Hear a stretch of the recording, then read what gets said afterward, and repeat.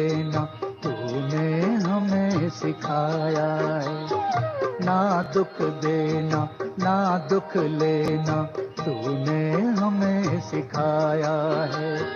शुभ चिंतक बन रहना सबका तूने पाठ पढ़ाया है। शुभ चिंतक बन रहना सबका तूने पाठ पढ़ाया है। अपकारी पर कर उपकार यही है शब्द तुम्हारे। अपकारी पर कर उपकार यही है शब्द तुम्हारे। बाबा तुम्हारी शिक्षाएं सदा है संग हमारे। बाबा तुम्हारी शिक्षाएं सदा है संग हमारे।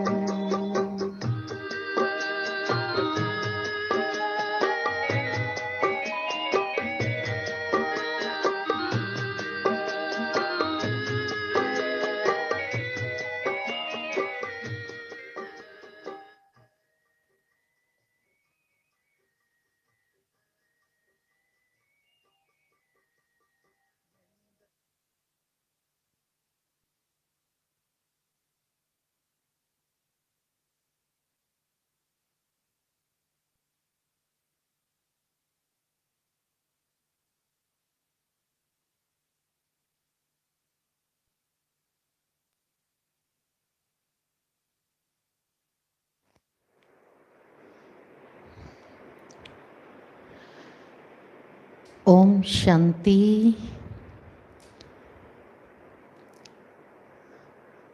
हम सभी ने पिछली बार ये सुना कि प्यारी जगदम्बा माँ कैसे उन्होंने बेहद सेवा के लिए प्रस्थान किया।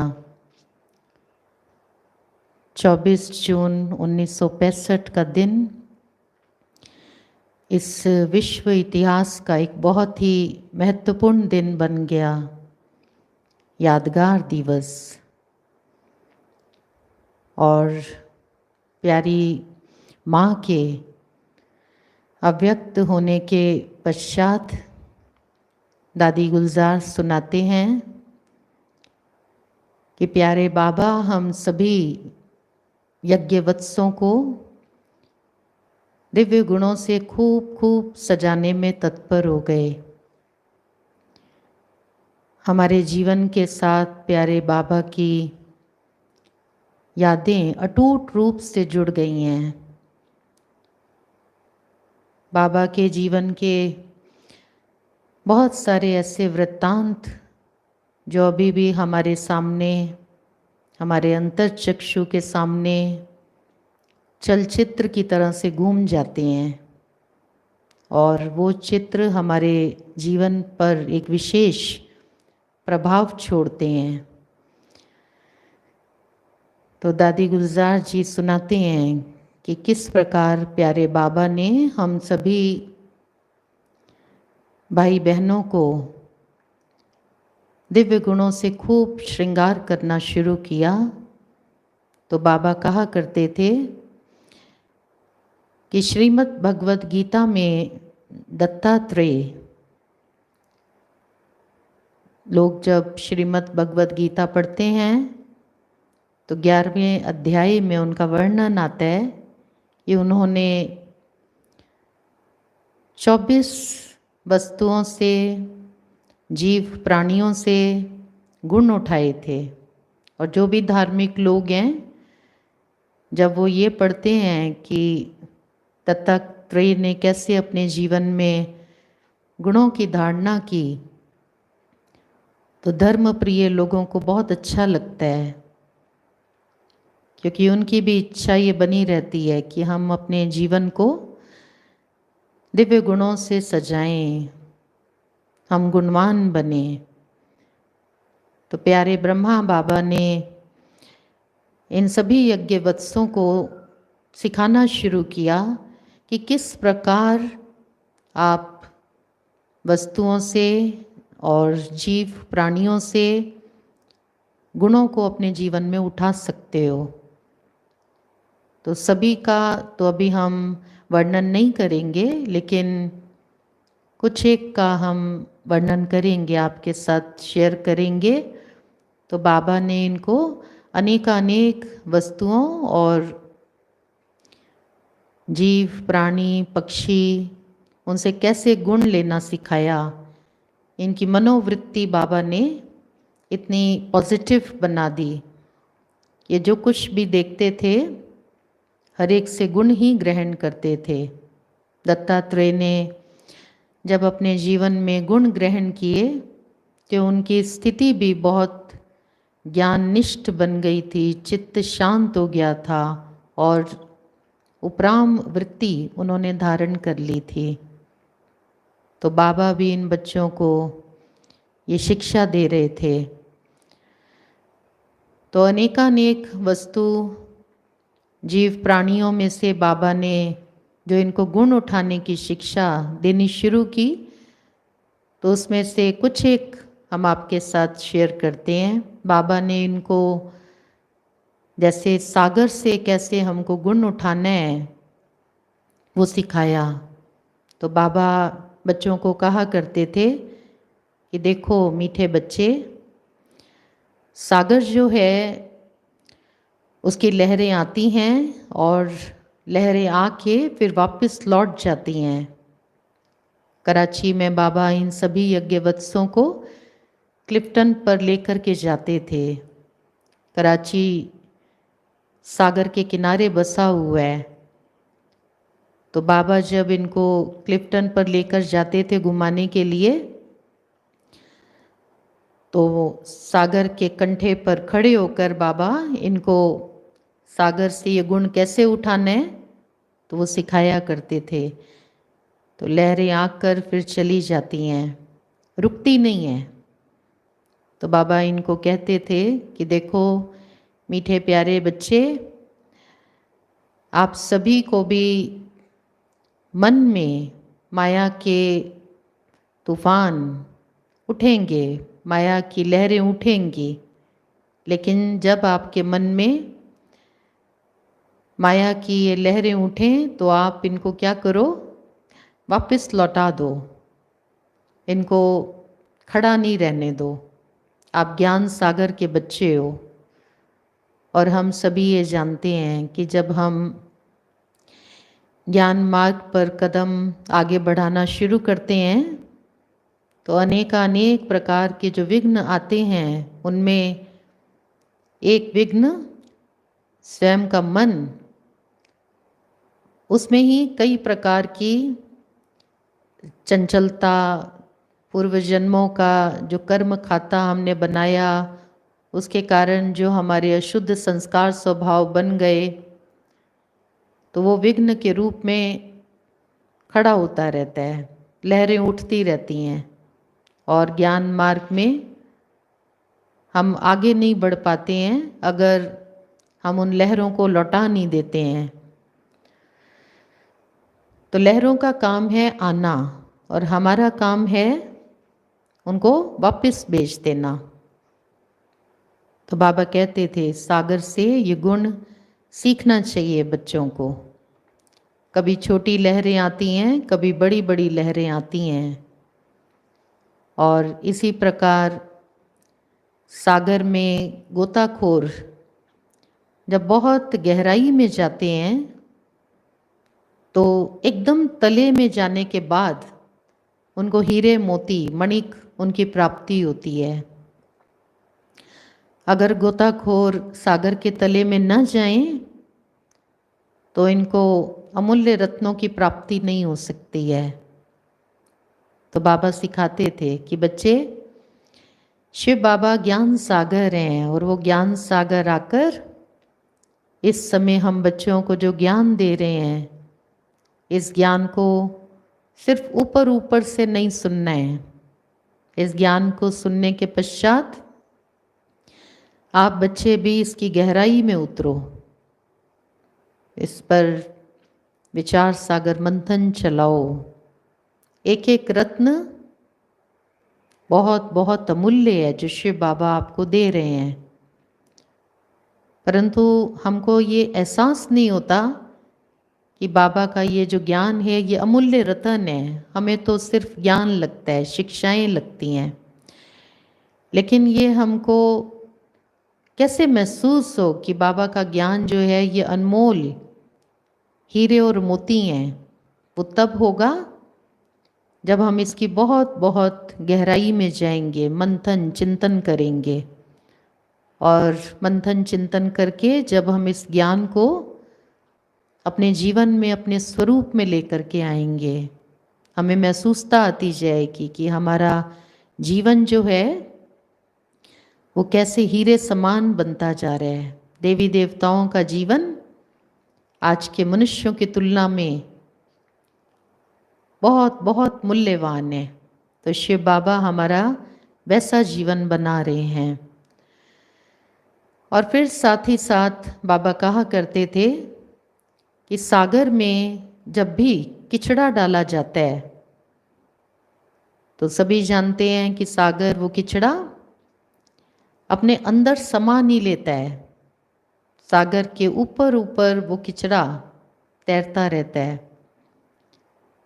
तो बाबा कहते थे कि इस संसार में आप अनेकों के संबंध संपर्क में आते हो और कलयुगी संसार है, कलयुगी आत्माएं हैं और हर एक के अंदर अवगुण हैं, विकार हैं, बुराइयां हैं।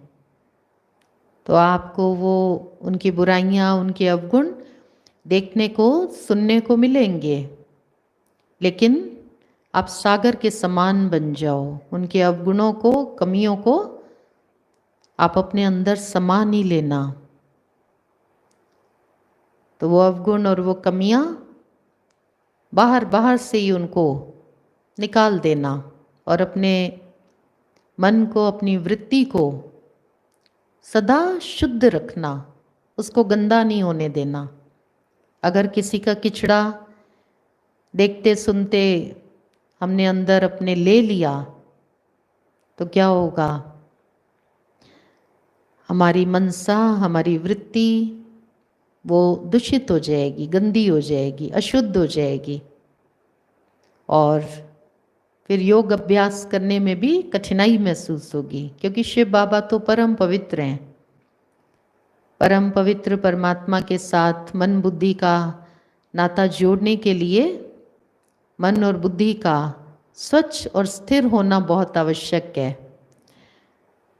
और फिर इसके साथ ही साथ बाबा कहते कि देखो बच्चे, सागर जो है उसकी गहराई में जब आप जाओगे तले में, तो सागर बहुत शांत, बहुत गंभीर और धैर्यवत होता है।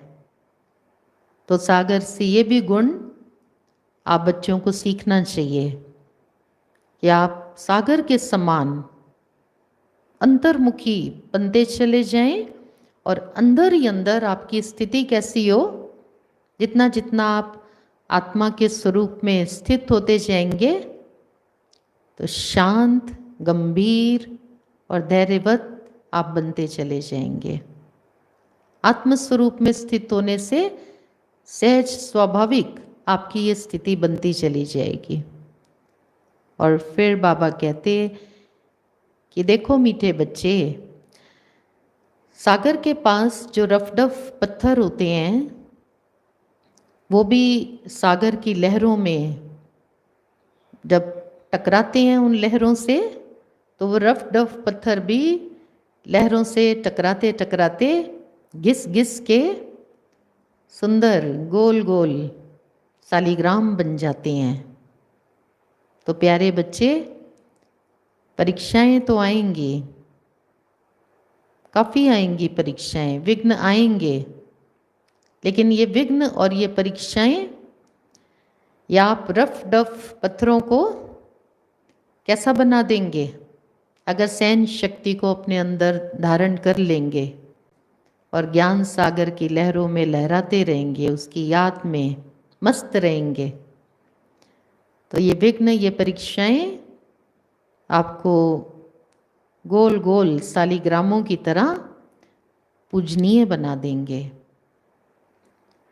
तो बाबा हर एक प्रकृति के जो तत्व हैं उनसे भी कैसे बच्चों को गुण उठाने हैं वो भी सिखाया करते थे।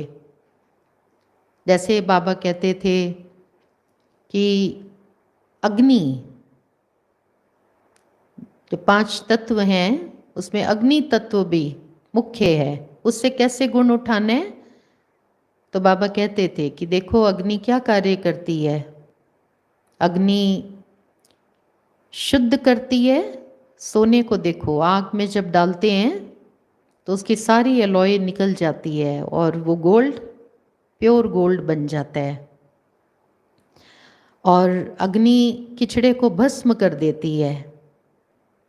तो बाबा कहते थे कि आप आत्मा के अंदर जो अनेक जन्मों का 5 विकारों का कीचड़ा है, तो जब आप शिव बाबा के साथ योग लगाएंगे और वो योग जब पावरफुल होगा, अग्नि के समान, एक शिव बाबा दूसरा कोई नहीं, आपका मन और बुद्धि पूरी तरह से जब शिव बाबा के स्वरूप पर एकाग्र हो जाएगा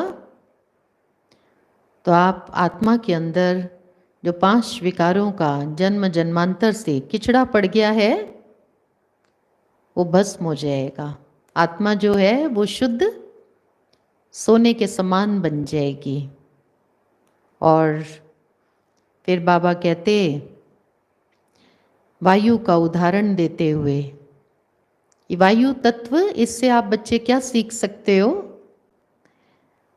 आपको वायु के समान हल्कापन महसूस होना चाहिए। और वो कैसे होगा।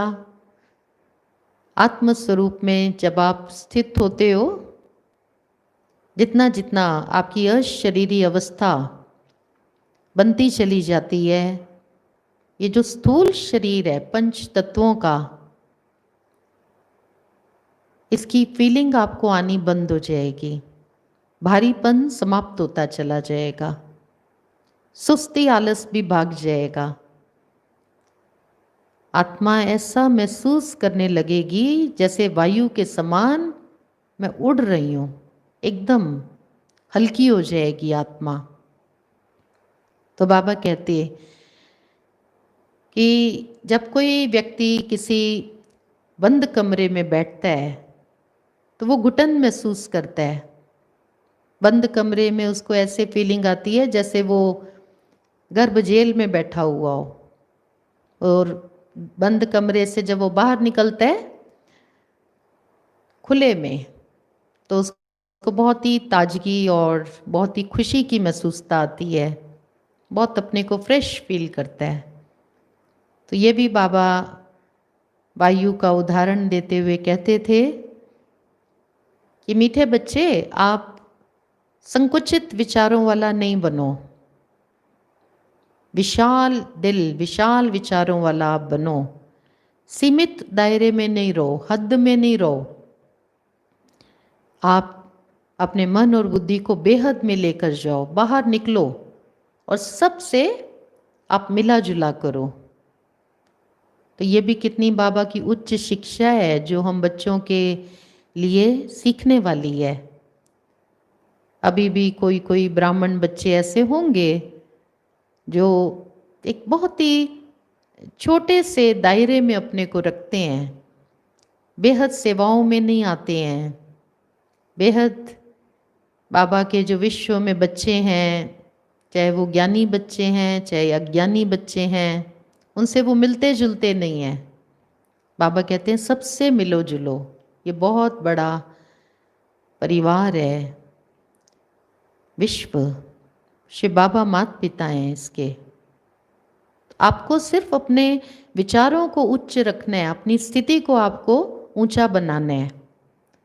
तो आप सबसे मिलेंगे जुलेंगे तो कैसा महसूस करेंगे। बहुत आपको खुशी की महसूसता है कि बहुत फ्रेश फील करेंगे। और अंदर ही अंदर रहेंगे हद में तो फिर डिप्रेशन हो जाता है, दिल छोटा हो जाता है, मायूसी उदासी ये बढ़ती चली जाती है।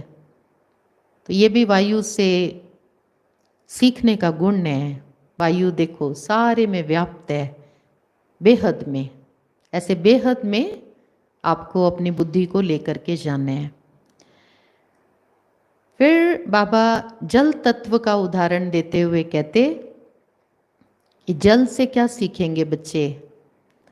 तो जल क्या कार्य करता है? जल वस्तुओं को धोता है और शुद्ध करता है। तो बाबा कहते कि भक्ति मार्ग में जो भक्त हैं वो ये सोचते हैं कि गंगा जल में स्नान करने से हमारे सारे पाप जो हैं वो धुल जाएंगे। लेकिन बाबा क्या कहते, गंगा जल में स्नान करने से वो तो समझते हैं पाप भी शरीर को लगते हैं, लेकिन बाबा ने सुनाया कि पाप शरीर को नहीं लगते हैं, पाप लगते हैं किसको? आत्मा को। तो शिव बाबा जो हमको ज्ञान दे रहे हैं इस समय, ज्ञान जल, इस ज्ञान जल में आपको स्नान करना है। ज्ञान जल के छींटे हमारे ऊपर रोज पड़ने चाहिए। जैसे शरीर को रोज स्नान कराते हैं, ऐसे आत्मा को भी रोज ज्ञान स्नान कराना है। तब आत्मा के अनेक जन्मों के जो पाप हैं वो धुल जाएंगे, आत्मा स्वच्छ बन जाएगी। तो प्यारे बाबा सबको बहुत प्यार से सिखाते थे कि देखो जल अगर एक जगह ठहर जाता है तो फिर उससे दुर्गंध आनी शुरू हो जाती है।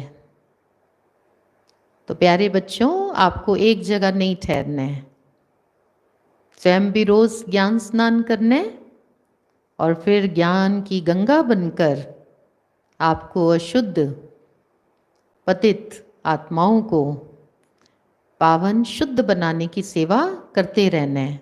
निरंतर ये सेवा करते रहो, जल की तरह निरंतर आपका प्रवाह बना रहे, एक जगह नहीं रुकना, एक जगह नहीं ठहरना है। तो जल तत्व से बच्चों को क्या गुण ग्रहण करना है, तो ये भी बाबा ने सिखाया।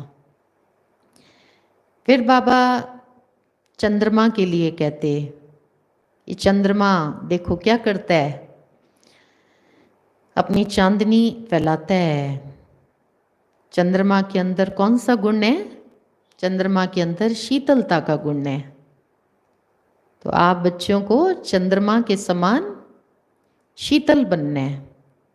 अपनी पवित्रता को, अपनी शीतलता को धीरे धीरे बढ़ाते ही चले जाओ और 16 कला संपूर्ण बन जाओ, पूर्णमासी के चंद्रमा की तरह।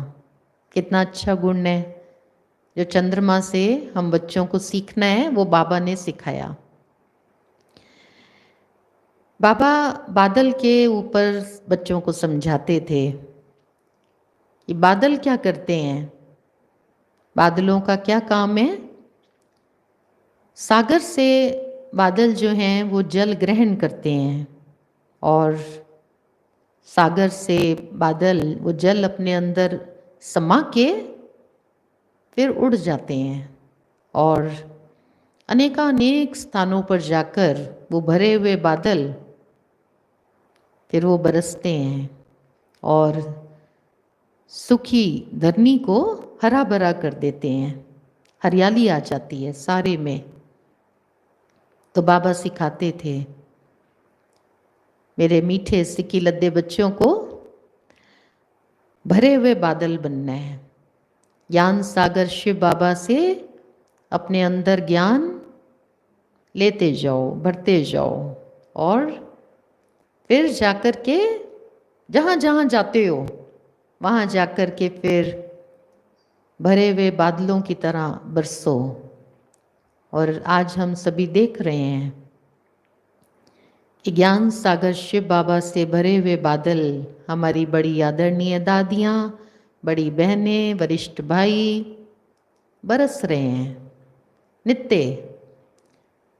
कभी किसी स्टेट में उनका जाना होता रहा, आदि से लेकर अनेकानेक शहरों में गए, गांव में गए और जो भी मनुष्य आत्माएं उनके संबंध संपर्क में आते रहे, उनके ऊपर वो बरसते रहे। और जो आत्माएं जैसे सूख गई थी, अंदर आत्मा खाली हो गई थी, दुखी और अशांत आत्माएं, वो कैसी हो गई? हरी भरी, हरियाली आ गई जीवन में, खुशहाली, सुख शांति का उनको अपने जीवन में अनुभव हुआ। तो बाबा कहते हैं कि जो मेरे बच्चे भरे हुए बादल नहीं हैं, ज्ञान की वर्षा नहीं करते हैं, तो बाबा समझ जाते हैं ये खाली बादल हैं। तो सभी क्या करेंगे? बाबा के बच्चे ज्ञान सागर शिव बाबा से ज्ञान सभी सुन रहे हैं, अपने अंदर समा रहे हैं। अभी क्या करना है? बरसना है सभी को। तभी तो इस सारे संसार की जो दुखी और अशांत पतित आत्माएं हैं, उनके जीवन में खुशहाली आएगी। तो ये बादल से कैसे हमने गुण लेना है, बाबा ने सिखाया। बाबा बच्चों को कहा करते थे कि इस समय, क्योंकि मनुष्य की आत्मा जो है पतित हो गई, तमो प्रधान हो गई, तो मनुष्य आत्माएं तमो प्रधान पतित होने के कारण ये जो पांचों तत्व हैं ये भी तमो प्रधान हो गए, ये ऑर्डर में नहीं रहे। और आज ये पांचों तत्व कहीं बाढ़ ला रहे हैं, कहीं सूखा, भूकंप, आंधी, तूफान। पांचों तत्व आज मनुष्य को दुख दे रहे हैं। तो बाबा सिखाते थे कि बच्चे, मनुष्य सुधरेंगे तब ये पांच तत्व सुधरेंगे। कितनी गुह्य बात है। मनुष्य सुधरेंगे तब ये पांच तत्व सुधरेंगे और मनुष्य को सुख देंगे। एक समय ऐसा था संसार में, सतयुग का आदि काल, जब ये पांचों तत्व ऑर्डर में थे और मनुष्य आत्माओं को सुख देते थे, कोई भी बेकायदे नहीं चलते थे। और आज मनुष्य आत्माएं इन पांचों तत्वों की पूजा करते हैं। कोई वृक्ष पूजा करते हैं, कोई भूमि पूजन करते हैं, सूर्य पूजा करते हैं। बाबा कहते थे पूजा नहीं, लेकिन इन पांचों तत्वों को अगर आपको वश में करना है, ये सुख देने के निमित्त बन जाएं, उसके लिए पहले आप बच्चों को, आत्माओं को, अपनी कर्मेंद्रियों को वश में करना है। और कर्मेंद्रियां कैसे वश होंगी? ये शरीर, ये भी प्रकृति है, ये इंद्रियां प्रकृति है, पहले इनको वश में करो। आज इन कर्मेंद्रियों से ही तो मनुष्य पाप कर्म कर रहे हैं और तभी ये पांचों तत्व उथल पाथल कर रहे हैं। तो इन कर्मेंद्रियों को वश कैसे करना है? शिव बाबा की याद से। आत्मा के अंदर इतनी पावर आ जाएगी शिव बाबा की याद से, जो ये पांचों कर्मेंद्रियां वश हो जाएंगी। और जितना जितना आप कर्मेंद्रिय जीत बनते जाएंगे, तो आप प्रकृति जीत भी बन जाएंगे। तो पांचों तत्वों की पूजा के बजाय शिव बाबा की याद से हमें प्रकृति जीत बनना है। तो ये प्यारे ब्रह्मा बाबा ने सिखाया। और पांचों तत्वों से गुण ग्रहण करने हैं, वो तो बाबा ने सिखाया ही, लेकिन इसके साथ ही साथ फूलों से और जीव प्राणियों से कैसे गुण ग्रहण करने हैं, वो भी बाबा ने सिखाया। तो बाबा फूलों से हमें क्या गुण ग्रहण करना है वो भी सिखाते थे। बाबा बगीचे में जाते थे तो बहुत प्यार से बाबा फूलों को निहारते थे और उनकी सुगंध लेते थे। बाबा को बहुत अच्छा लगता था। तो बाबा सब बच्चों को कहते थे कि बच्चे, ये जो पुष्प हैं इनके अंदर दो गुण विशेष हैं, पवित्रता और सेवा। पवित्र भी हैं और देखो सेवा करते हैं सबकी। तो आप मेरे मीठे बच्चों को इस समय ये जो कलयुग का संसार है, ये कांटों का जंगल है। सब मनुष्य आत्माएं कांटे बन गए हैं। काम विकार, क्रोध विकार, ये कांटा है। ये दो तो सबसे बड़े कांटे हैं जिसने इस संसार को कांटों का जंगल बना दिया है। कोई भी मनुष्य मात्र इस संसार में ऐसा नहीं होगा जो काम वासना के अधीन ना हो या क्रोध के अधीन ना हो। तो बाबा कहते हैं कि आप मेरे मीठे बच्चे, आप भी अपने जीवन को पुष्प के समान कोमल बनाओ, सुगंध वाला बनाओ, शोभावान बनाओ। बाबा आपको कांटे से फूल बना रहे हैं, तो फूल बन करके सबकी सेवा करो। बाबा इन सभी बच्चों को फिर एक एक फूल का विशेष रूप से समझानी देते थे। जैसे गुलाब का फूल है तो बाबा इनको कहते थे कि देखो गुलाब का फूल क्या करता है, उसकी विशेषता क्या है, कितना सुंदर खिला हुआ लगता है, एकदम बढ़िया। और साथ साथ गुलाब का फूल खुशबू फैलाता है। तो गुलाब के फूल की तरह बनो, खिले हुए, खुशबूदार। फिर बाबा कमल का फूल दिखाते, और कमल का फूल दिखाते हुए भी बाबा कहते, ये मीठे बच्चे देखो कमल के पुष्प की क्या विशेषता है, कीचड़ में रहता है और इसके सारे रिश्तेदार कीचड़ के अंदर हैं, लेकिन कमल जो है वो अलिप्त रहता है। कीचड़ की एक बूंद भी कमल के ऊपर नहीं आती है, न्यारा और प्यारा। तो इस संसार में रहो, ये संसार कीचड़ समान हो गया है।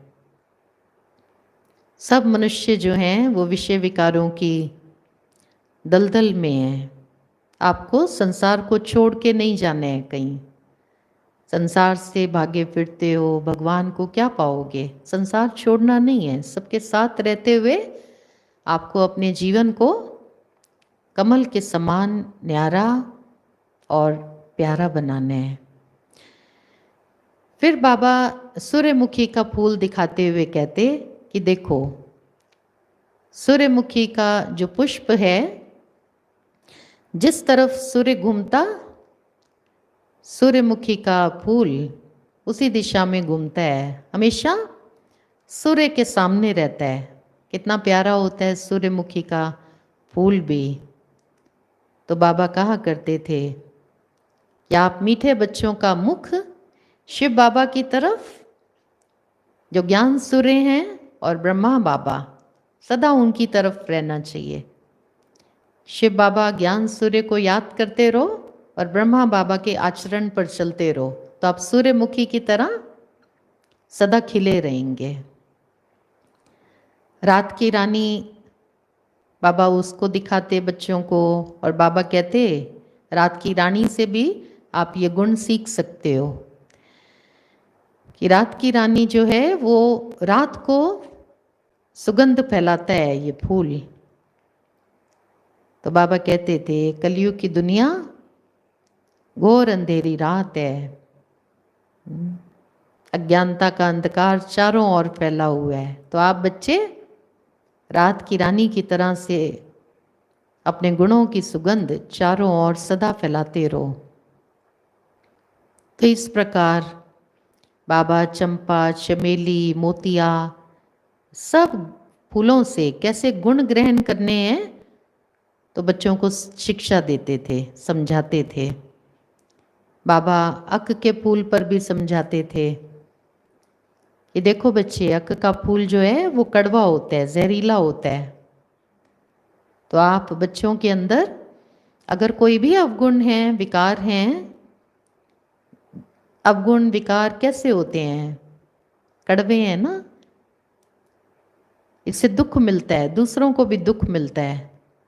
तो बच्चे ये शिव बाबा के ऊपर ये अक, ये कड़वाहट आप बलि चढ़ा दो, अर्पण कर दो। अक का फूल शिव के ऊपर भक्ति मार्ग में बलि चढ़ाया जाता है अन्य पुष्पों के साथ, लेकिन भक्त जानते नहीं हैं कि क्यों बलि चढ़ाया जाता है। तो बाबा बच्चों को शिक्षा देते, लेकिन कोई कोई बच्चे तो अक के फूल से गुलाब के फूल बन जाते, सूर्यमुखी बन जाते, कमल पुष्प के समान बन जाते, लेकिन कोई कोई बच्चे फिर भी अक के अक ही रह जाते।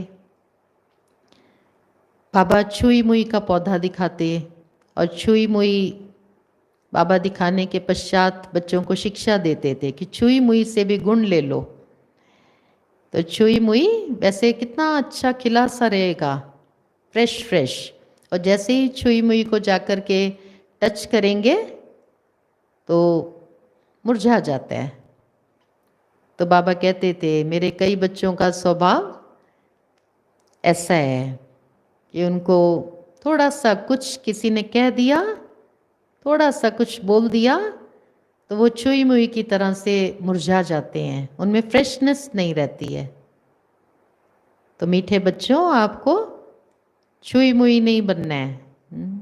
ऐसे बाबा सब बच्चों को सिखाते थे। बाबा कहते थे एक टूह का फूल भी होता है, और वो जो टूह का फूल है उसकी विशेषता ये है कि उसमें सुगंध नहीं होती है, सिर्फ दिखने में अच्छा होता है, सजावट के काम आता है। तो कोई कोई बच्चे ऐसे भी हैं जिनके अंदर ज्ञान, योग, दिव्य गुणों की सुगंध नहीं है और सिर्फ कहलाने के हैं, हाँ बाबा के ये बच्चे हैं, भगवान के बच्चे हैं, शोभावान। अच्छा, फलाना व्यक्ति वो भी बीके में जाता है, वो भी ब्रह्मा कुमारियों का ज्ञान सुनते हैं, अच्छी बात है।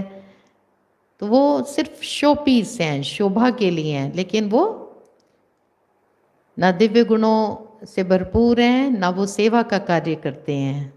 तो ऐसे बच्चे भी हैं। तो बाबा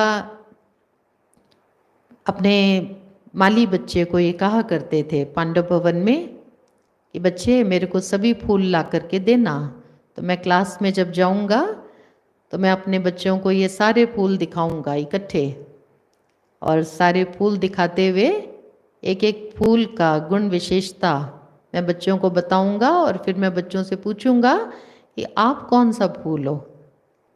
तो जो बच्चे अक के होंगे या छुई मुई या टूह के फूल होंगे तो उनको लज्जा आएगी, उनको शर्म आएगी, उनको महसूसता आएगी, और फिर वो सुगंधित पुष्प बनने का संकल्प करेंगे, उनमें परिवर्तन आएगा।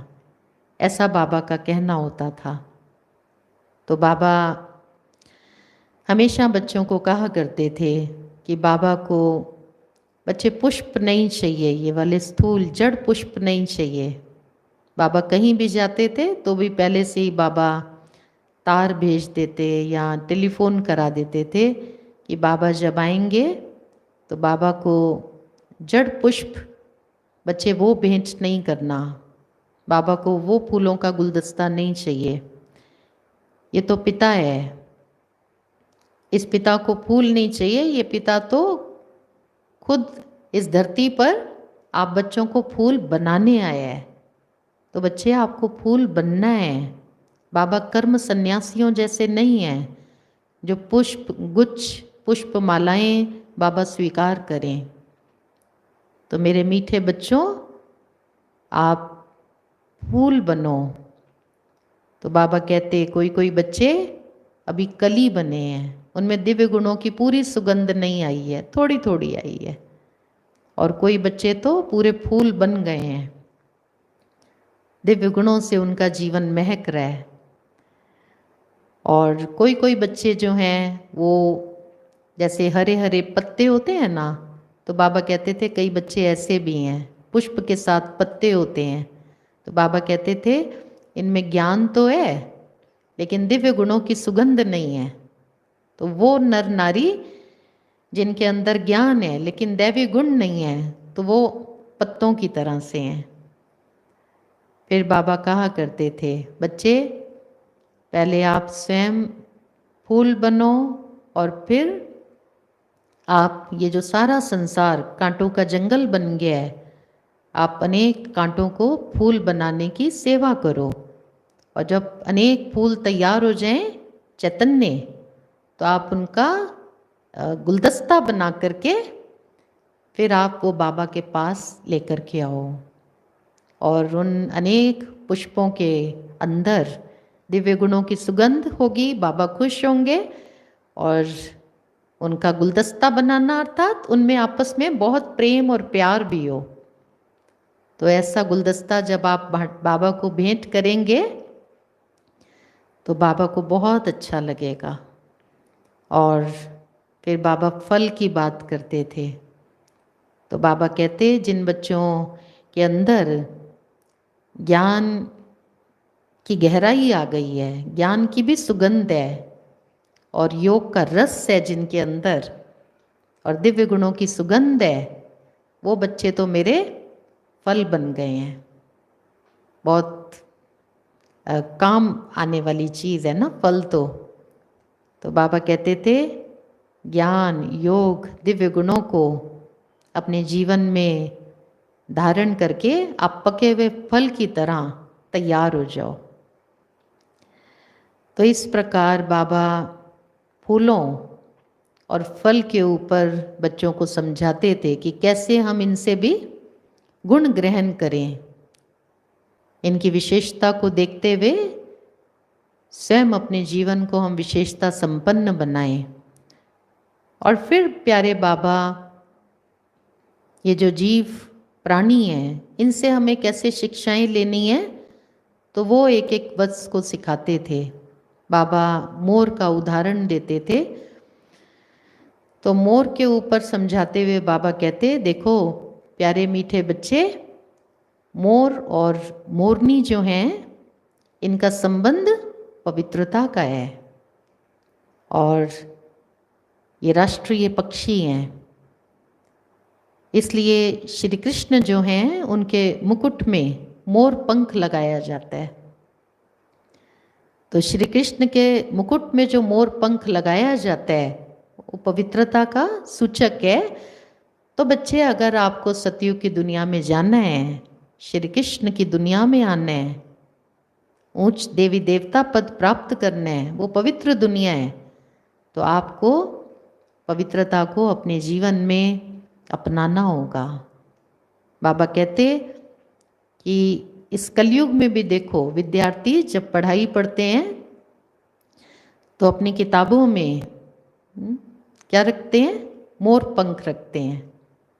तो उनको भी मालूम होता है कि अगर हम अपनी बुक्स में मोर पंख रखेंगे तो पवित्रता, और पवित्रता से फिर हमें अच्छी विद्या प्राप्त होगी।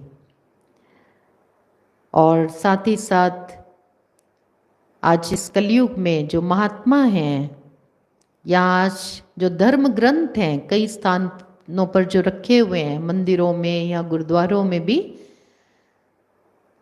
तो उन धर्म ग्रंथों के ऊपर भी मोर पंख का जो चवर होता है, या महात्माओं के ऊपर वो पंखा, उससे वो उसको झुलाते हैं, उनके ऊपर वो पंखा करते हैं। तो ये भी पवित्रता का प्रतीक है।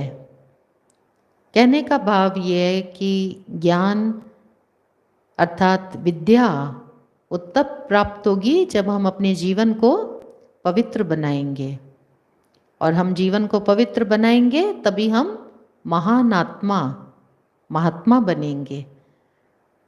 तो मोर और मोरनी से हमें क्या सीखना है?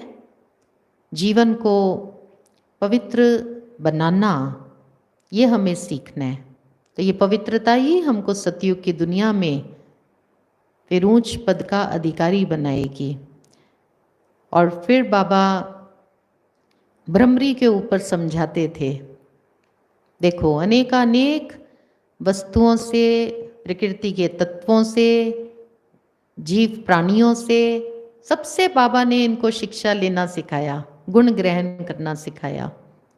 और जैसा कहा कि दादी जी कहते हम सबकी मनोवृत्ति ही ऐसी बन गई, हमारा एटीट्यूड ही ऐसा बन गया, जो हम जहाँ भी जाते हर वस्तु से, जीव प्राणी से हम गुण ही उठाने लगे। तो बाबा ने फिर इनको भ्रमरी के ऊपर समझाया कि भ्रमरी जो है वो क्या करती है, अपनी नस्ल के कीड़ों को ढूंढती है और फिर उन कीड़ों को अपनी बिंबी में ले जाती है और वहाँ ले जा कर के भ्रमरी उनको भूं भूं करती रहती है। और फिर जो उसकी नस्ल के होते हैं, उसकी जाति के, वो तो उड़ना सीख जाते हैं और बाकी वो कीड़े के कीड़े ही रह जाते हैं। तो प्यारे बाबा समझाते थे कि भ्रमरी और ब्राह्मणी ये दोनों मिलती जुलती जाती है। बाबा कहते थे तो आप ब्राह्मणियाँ हो, आपका भी क्या काम है, आपको ब्राह्मणी से ये सीखना है कि आप इस कलयुगी संसार में जिन आत्माओं के अंदर काम क्रोध लोभ मोह और अभिमान ईर्ष्या द्वेष नफरत है, विकार, ये क्या है विकार, गंदगी है ना। और ऐसे बहुत सारे कीड़े होते हैं जो हमेशा गंदगी पर ही जाकर बैठते हैं, उनका काम ही होता है गंदगी पर बैठना, उनको गंदगी के कीड़े कहते हैं। तो बाबा कहते थे जिनके अंदर ये विषय विकार हैं, तो विषय विकार वाली आत्मा को क्या कहेंगे, आत्मा को, वो कीड़े समान है। तो आप मेरे मीठे बच्चे इन आत्माओं को ज्ञान की भूभू करो, ज्ञान सागर शिव बाबा से जो आप ज्ञान ले रहे हो वो ज्ञान इनको सुनाते रहो, सुनाते रहो। तो क्या होगा, जो ब्राह्मण कुल के होंगे, जो देवी देवता कुल के होंगे, वो बाबा के बच्चे बन जाएंगे, उड़ना सीख जाएंगे, देवी देवता बनने का पुरुषार्थ वो करने लग जाएंगे। तो ऐसे बाबा भ्रमरी से क्या गुण उठाने वो सिखाते थे। फिर बाबा कहते थे कि पतंगे से आप सीख सकते हो बहुत गुण। तो पतंगे से क्या शिक्षा मिलती है या क्या गुण सीखने को मिलता है। बाबा कहते पतंगे जो होते हैं जब क्षमा जलती है तो कुछ पतंगे, सभी नहीं, कुछ ऐसे होते हैं जो क्षमा जलने पर क्षमा के ऊपर जाकर फिदा हो जाते हैं, जल मरते हैं। और कुछ पतंगे ऐसे होते हैं जो क्षमा के इर्द गिर्द वो चक्कर लगाते, और कुछ ऐसे होते हैं जो चक्कर लगा के फिर चले जाते हैं। तो इस पर बाबा समझानी देते थे कि जैसे कुछ परवाने जो क्षमा पर फिदा हो जाते हैं, तो जब शिव बाबा इस धरती पर आते हैं वो क्षमा, तो कुछ बच्चे जो हैं वो ऐसे परवाने हैं जो तन मन धन से उसके ऊपर बलिहार चले जाते हैं, अर्थात फिदा हो जाते हैं। और कुछ ऐसे हैं जिनको शिव बाबा के अवतरण की सूचना भी दी अगर आपने कि भगवान आए हुए हैं और वो आकर के सतयुगी दुनिया की स्थापना का कर्तव्य कर रहे हैं, आप देवी देवता बनो, तो वो सुन करके भी चले जाते हैं। क्षमा के आसपास चक्कर लगाया और फिर चले गए। तो बाबा कहते कौन से परवाने बनना है, फिदा हो जाने वाले परवाने बनना है। तो पतंगों से ये सीखना है। और फिर बाबा सर्प का मिसाल देते थे। तो सर्प से क्या गुण सीखना है आप बच्चों को। बाबा कहते देखो सर्प के अंदर भी ये अकल है। क्या अकल है जो आज के मनुष्यों के अंदर भी नहीं है। आज मनुष्य जब कोई शरीर छोड़ देता है तो भी रोते हैं, और जब स्वयं का शरीर छोड़ने का वक्त आता है तो शरीर से इतने अटैच होते हैं कि देह त्यागने में उनको बहुत कष्ट होता है। तो सर्प से क्या अकल सीखने को मिलती है कि सर्प जैसे ही उसकी आयु पूरी होती है तो एक खाल छोड़ के वो नई खाल खुशी खुशी पहन लेता है।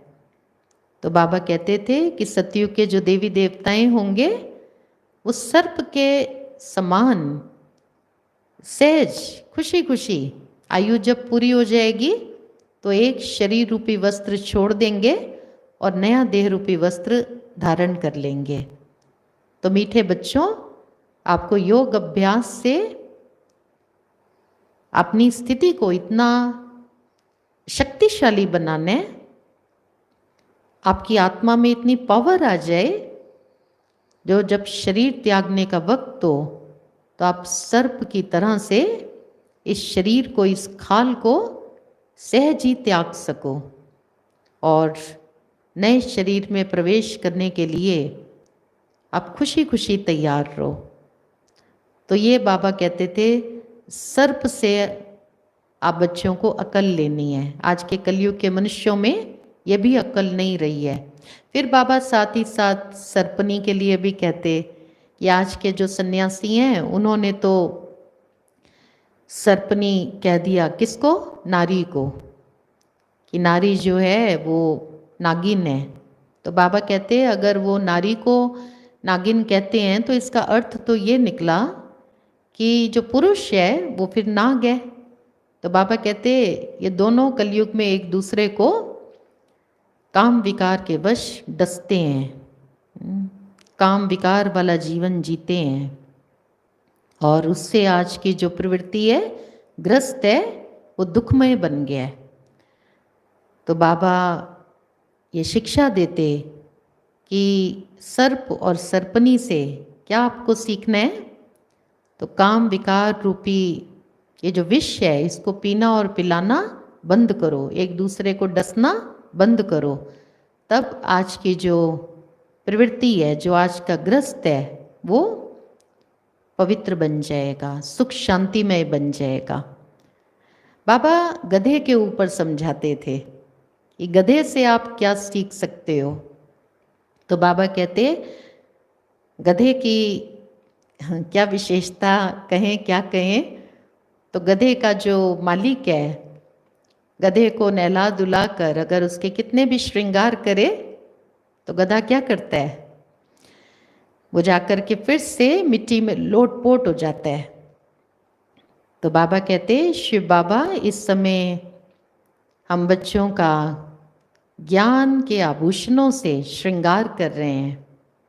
तो मीठे बच्चे इस श्रृंगार से अपने को सजाए रखना, गधे की तरह से दोबारा से जाकर देह अभिमान के वश विषय विकारों की मिट्टी में फिर से लोटपोट नहीं हो जाना, अपने श्रृंगार को बिगाड़ नहीं देना। और कछुए के ऊपर बाबा सिखाते समझाते कि कछुए से आप क्या गुण ले सकते हो। तो बाबा कहते कछुए में भी ये अकल होता है कि जब कछुआ कर्म करता है तो अपनी सारी कर्मेंद्रियों को फैला लेता है और कर्म कर लेने के पश्चात वो अपनी सर्व कर्मेंद्रियों को अपने अंदर जैसे ले लेता है। तो आप बच्चे भी कर्म क्षेत्र पर कर्मेंद्रियों से कर्म कराने के पश्चात फिर इन कर्मेंद्रियों से न्यारे हो जाओ, अपने आत्म स्वरूप में स्थित हो जाओ और शिव बाबा को याद करो, देह से डिटैच एकदम। तो इससे क्या होगा? कछुए की आयु बहुत लंबी होती है सारे प्राणियों में, उसकी शेल बड़ी कठोर होती है, बड़ी से बड़ी विकट से विकट परिस्थिति में भी कछुआ जो है वो सुरक्षित रहता है, उसको कोई भी नुकसान नहीं पहुंचा सकता है। यहाँ तक कि बस ट्रक अगर वो पहिया भी उसके ऊपर आ जाए तो भी उसको कुछ नुकसान नहीं होता है। तो जब हम देह से न्यारे होते हुए अपना मन और बुद्धि का नाता शिव बाबा से जोड़ते जाएंगे तो क्या होगा, बड़े से बड़ी विकराल परिस्थिति भी हमें विचलित नहीं कर पाएगी और हमारी आयु भी लंबी होती चली जाएगी, शरीर की आयु भी लंबी होती जाएगी। और फिर बाबा मधुमक्खी का मिसाल देते। ये मधुमक्खी की क्या विशेषता है? तो बाबा कहते हैं मधुमक्खी जो है वो वैरायटी फूलों पर जाती है और वैरायटी फूलों से रस लेती है और फिर जाकर छत्ते पर स्थित हो जाती है। और जब मधुमक्खियों की रानी जब वो छत्ता छोड़ती है तो फिर सारी मधुमक्खियां जो हैं वो रानी को फॉलो करती हैं, उसके पीछे भी नहीं हैं। तो इसका अर्थ बाबा ये समझाते थे बच्चों को कि जब ये संसार इसका जब महाविनाश होगा और जब वापस घर लौटने का समय होगा तो शिव बाबा जो हैं जब वो जाएंगे तो हम सारी मधुमक्खियां जो हैं परम धाम छत्ते पर शिव बाबा को फॉलो करते करते उनके पीछे पीछे जाएंगे और वहाँ जाकर फिर निवास करेंगे। तो ये बाबा बोलते थे कि मधुमक्खी से आपको ये प्रेरणा मिलती है। फिर बाबा हंस के ऊपर समझाते थे। तो बाबा कहते थे कि हंस जो है उसके अंदर विशेष बात जो है कि हर एक से वो मोती ग्रहण करता है और जहाँ पर पत्थर होता है कंकड़ होता है वो छोड़ देता है। तो आप मेरे मीठे बच्चे आप हंस बुद्धि बनो, हर एक आत्मा से गुण रूपी मोती आप चुगो और विवेकवान बनो। और हंस और बगुले वो कभी इकट्ठे नहीं होते हैं। तो बाबा कहते थे कि आपको बगुलों का संग नहीं करना है, आपको बगुलों के संग जाकर नहीं बैठना है, उनके साथ रल मिल नहीं जाना है, आप हंस हो। तो हमें हंस के न्यायी सबसे गुण रूपी मोती चुगने हैं। तो बाबा ने ये गुण हंस से हमें कैसे सीखना है वो सिखाया। और फिर बाबा सिखाते अजगर, ग्रहा और हाथी। बाबा कहते थे कि ज्ञानवान जो मनुष्य हैं ज्ञान में बहुत आगे हैं, उनकी बुद्धि ज्ञान से भरपूर है, वो हाथी के समान है। और माया जो है वो ग्रह है और ये संसार सागर में माया ग्रह मुंह खोल करके बैठी है। और कभी कभी अच्छे अच्छे ज्ञानवान जो हैं उनको भी माया ग्रह अपने मुंह में लेने के लिए कोशिश करती है। और ऐसे वक्त पर अगर वो ज्ञानवान बच्चे मेरे को याद करेंगे तो मैं उनकी मदद करूँगा, और अगर वो मुझे याद नहीं करेंगे तो माया जो अजगर है, जो ग्रह है, वो उनको पूरा हप कर लेगी, निगल लेगी। तो माया ग्रह से अपने आप को अगर बचाना चाहते हो तो क्या करना है? शिव बाबा को याद करना है, शिव बाबा मदद करेंगे। और फिर बाबा ऊंट पक्षी के ऊपर समझाते। तो बाबा कहते थे कि ऊंट पक्षी बहुत बड़ा होता है, इसकी गर्दन जो है वो ऊंट की तरह होती है और बाकी जो शरीर है वो पक्षी की तरह होता है। तो बाबा कहते थे कि देखो, इसको जब कोई कहता है उड़ो तो कहता है मैं तो ऊंट हूँ, मैं कैसे उड़ सकता हूँ। और जब उसके ऊपर कोई सामान लादने लगे तब कहता है कि मैं तो पक्षी हूँ, मैं सामान कैसे ढो सकता हूँ। अर्थात उसके पास हमेशा बहाना है, वो कार्य करने के लिए तैयार नहीं है। तो मेरे जो ज्ञानवान बच्चे हैं वो सदा कोई भी कार्य, कोई भी सेवा उनको दी जाएगी तो वो तैयार रहेंगे। और जो बच्चे बहानेबाजी करते हैं, आलस करते हैं, उनके लिए बाबा कहते ये ऊंट पक्षी हैं, हमेशा कार्य के लिए टाल मटोल कर देते हैं, राजी नहीं होते हैं काम करने के लिए। तो बाबा कहते थे कि ऊंट पक्षी नहीं बनो तो क्या बनो? ऊंट पक्षी नहीं बनो, ज्ञान निष्ठ बनो। बाबा की सेवा के लिए सदा तैयार रहो। और फिर बाबा चातक मछली का उदाहरण देते। बाबा कहते मछली, चातक, चातक क्या करता है? स्वाति नक्षत्र में वो जब पहली बारिश हो रही होती है तो उसकी बूंद के लिए वो तरस रहा होता है, वो रह नहीं सकता। मछली जो है वो जल के बिना रह नहीं सकती है। तो इसी तरह से बाबा कहते थे कि आप मेरे बच्चे, शिव बाबा जो रोज ज्ञान दे रहे हैं, इस ज्ञान के बिना एक दिन भी रह नहीं सकते हो। तो अगर ज्ञान न मिले एक दिन भी तो कैसे हो जाएंगे? फिर तड़पने लग जाएंगे, जैसे मछली पानी के बिना तड़पती है। तो ज्ञान के बिना कभी नहीं रहना है, मछली के समान बनना है। तोते के ऊपर बाबा समझाते थे। तो बाबा कहते थे कि दो तरह के तोते होते हैं, एक जो हैं वो कंठी वाले तोते हैं और दूसरे साधारण तोते। बाबा कहते थे कंठी वाले तोते बनो। बाबा का ज्ञान सुनते हो, फिर सुनने के बाद वो ज्ञान दूसरों को सुनाओ ज़रूर। तो जो बच्चे ज्ञान सुनते और दूसरों को सुनाते हैं वो कंठी वाले तोते हैं। तो कंठी वाला तोता बनना है। और फिर बाबा बंदर का मिसाल देते थे।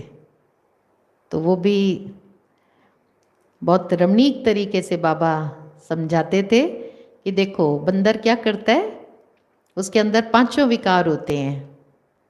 सबसे पहले मोह विकार। बंदर का जो बच्चा है वो अगर टुकड़े टुकड़े भी हो जाएगा तो भी बंदरिया उसको छोड़ती नहीं है। और बंदर के अंदर इतना मोह होता है, साथ ही साथ बहुत क्रोधी और अभिमानी होता है। हाथी जैसा बलवान जानवर वो भी उसके सामने आ जाए उसको भी चैलेंज करता है, गुर करता है, इतना अभिमानी और इतना क्रोधी होता है। और साथ ही साथ बंदर के अंदर लोभ भी बहुत होता है। पेट भर जाएगा, भरपूर खा लिया, और हाथ में जो मुट्ठी है वो चनों से भरी हुई है, और फिर भी और मिल जाए उसके लिए लपकता है, झपट्टे मारता है, ऐसे लपकता है जैसे उसने कभी खाना ही ना खाया हो। इतना बंदर के अंदर लोभ विकार होता है। और काम वासना भी बहुत होती है, बहुत सारे बच्चों को इकट्ठा जन्म दे देता है। तो बाबा कहते थे ईश्वर बाबा आए हैं, हम कौन थे? बंदर जैसे थे। हम बंदरों को शिव बाबा आकर के मंदिर लायक बना रहे हैं। तो ये 5 विकार अभी छोड़ने हैं। बाबा ने हम वानरों की सेना ली है। बाबा कहते थे शिव बाबा ने सेना ली है वानरों की, और इस रावण राज्य को बाबा राम राज में परिवर्तन कर रहे हैं, हमारी मदद ले रहे हैं। तो बाबा कहते थे बच्चे बंदरपना छोड़ दो। और फिर बाबा बिच्छू टिंडन के ऊपर समझाते थे। तो बाबा कहते थे कि शास्त्रों में ऐसा बताते हैं कि जो शंकर जी थे वो कामातुर हो गए थे मोहिनी रूप के ऊपर, और उनके बीज से जो जन्म लिया वो बिच्छू टिंडनों ने जन्म लिया। तो बाबा कहते थे वास्तव में ऐसी बात नहीं है, लेकिन इस कलयुग के संसार में जो काम वासना से बच्चों की उत्पत्ति होती है, या आज के बच्चे ये बिच्छू टिंडन की तरह हैं, दुख देते रहते हैं जन्म से लेकर। और सतयुग की दुनिया जो होगी, वहाँ की जो संतान होगी वो योग बल से होगी, तो वहाँ की संतान सुख देने वाली होगी, सदा सुख देंगे।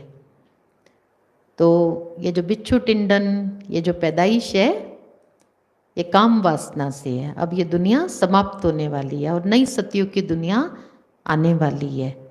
फिर बाबा कहते थे बिच्छू के ऊपर कि देखो बिच्छू जो है उसके अंदर भी इतनी अकल होती है। क्या अकल होती है बिच्छू के अंदर?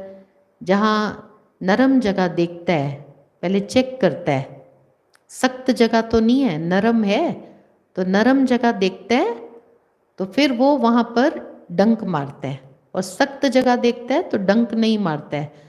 तो प्यारे बाबा बच्चों को सिखाते थे कि बिच्छू से भी ये अकल ले लो, आप ज्ञान उनको दो, आपको जहाँ लगे कि ये सुनने का इनको इंटरेस्ट है, और जिनको आप सुना रहे हो ज्ञान, उनकी भी जो उनको सुना रहे ज्ञान, उसके प्रति कुछ दिल में नरमी होनी चाहिए, श्रद्धा होनी चाहिए, रिस्पेक्ट होनी चाहिए।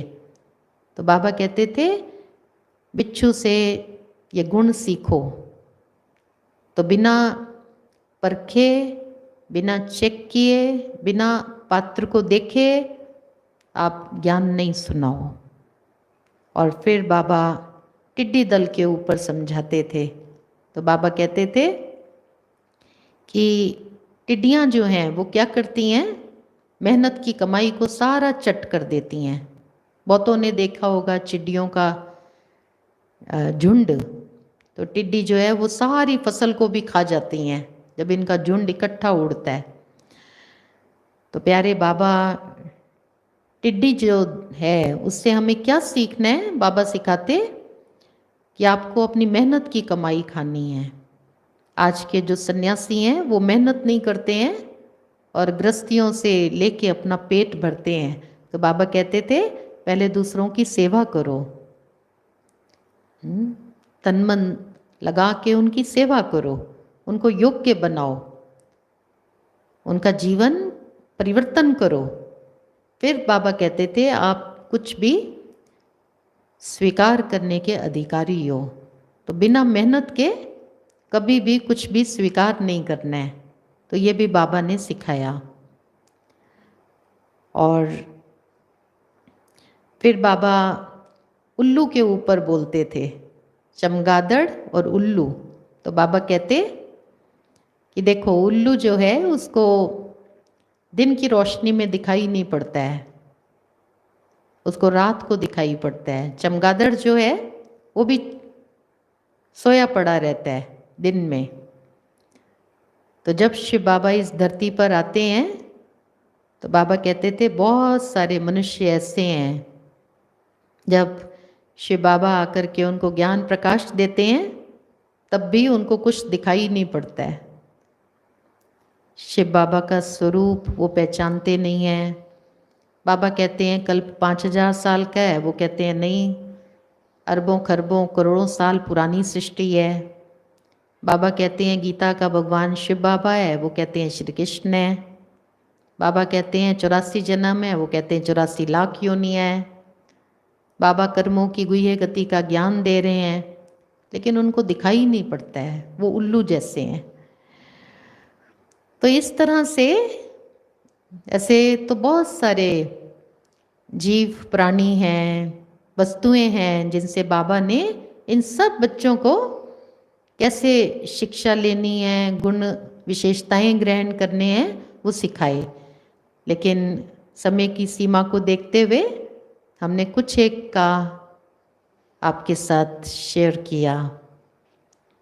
तो अभी अगले भाग में हम सभी सुनेंगे। तो प्यारे बाबा ने अलग अलग व्यवसाय के जो लोग हैं उनसे भी कैसे गुण ग्रहण करने हैं वो भी इन बच्चों को सिखाया। वो फिर हम अगली बार सुनेंगे। ओम शांति।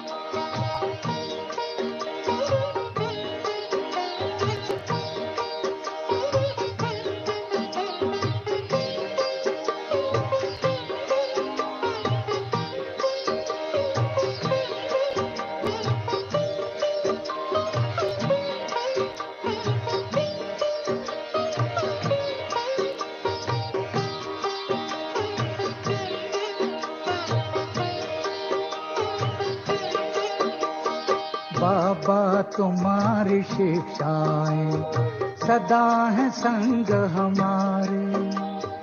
बाबा तुम्हारी शिक्षाएं सदा है संग हमारे। चलते रहेंगे जीवन भर तेरी श्रीमत के सहारे।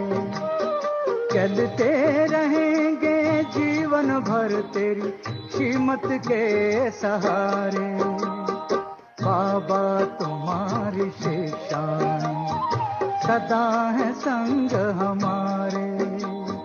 बाबा तुम्हारी शिक्षाएं सदा है संग हमारे।